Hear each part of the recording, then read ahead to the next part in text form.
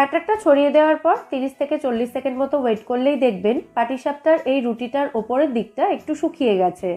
ঠিক এই সময় তৈরি করে রাখা পুরটা বা ক্ষীরটা এরকম লম্বা করে যে কোনো একটা সাইডে দিয়ে তারপর রুটিটাকে ফোল্ড করে দিতে হবে।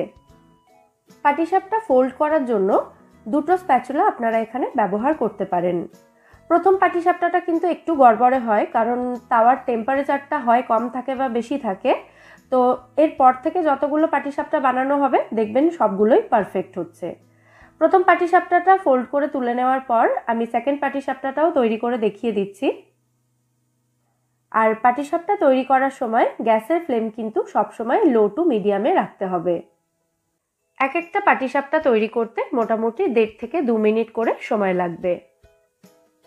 দেখুন একই রকমভাবে দ্বিতীয় পাটিসাপটাটাও আমি তৈরি করে নিচ্ছি। আর এই পাটিসাপটাটা দেখে বুঝতেই পারছেন আপনারা